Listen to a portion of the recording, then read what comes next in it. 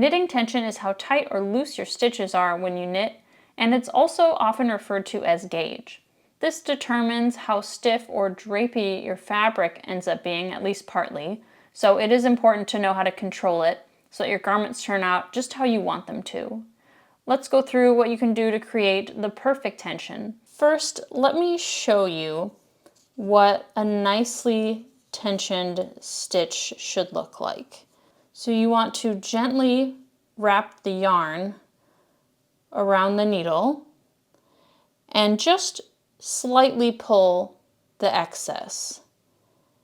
And your hand should not cramp or hurt when you're knitting. That means you're holding things too tightly.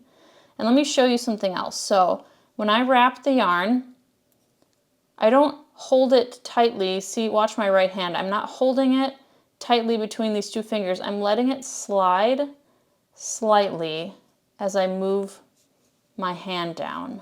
So I wrap it and slightly slide it.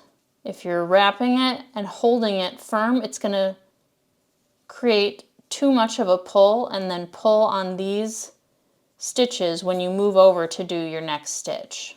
If you're really struggling with tension, you might want to try a different style of knitting.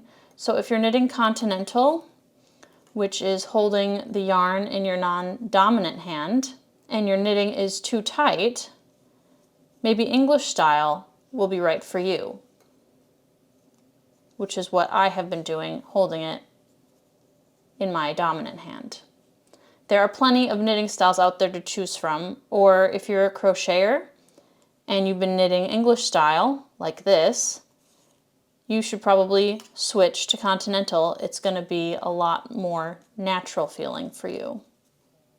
A lot of beginners have tight knitting, and it really can just sometimes come down to how tight you're pulling on the yarn when you make a stitch. This was my number one issue when I was learning. And if you're just starting out, it's okay to not have your yarn wrapped around your finger.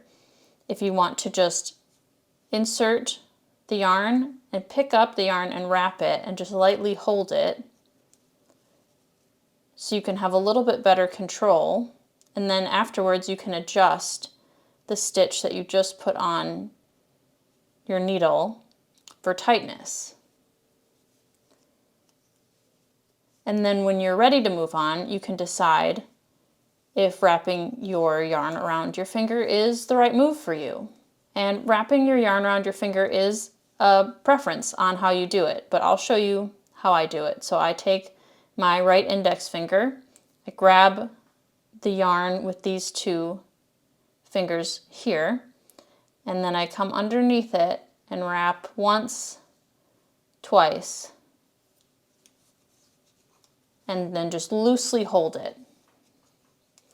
So it can affect your tension quite a bit, so play around and feel what is most comfortable for you. If your stitches are too loose, try keeping your stitches closer to the point of your needle on your left hand. And I'll tell you why. Your stitches should be just about the size of one of your needles.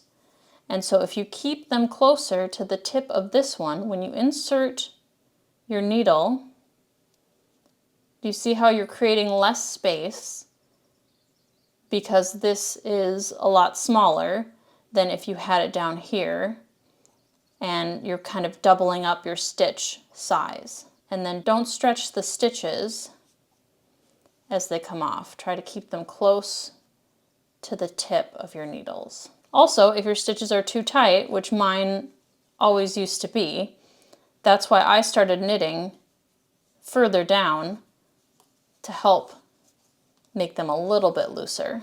So how do you know if you're knitting the right gauge? First of all, knitting is whatever you want it to be. So if your stitches look nice to you, then that's all that matters. But your stitches, like I said, should be about the size of one of your needles, but they should still be able to easily move around without much force. Like I'm barely applying any force to these stitches. And lastly, I know that this is kind of a boring one, but it is the best one. It's practice. Practice, practice, practice. Time is really what's going to get your gauge exactly where you want it to be.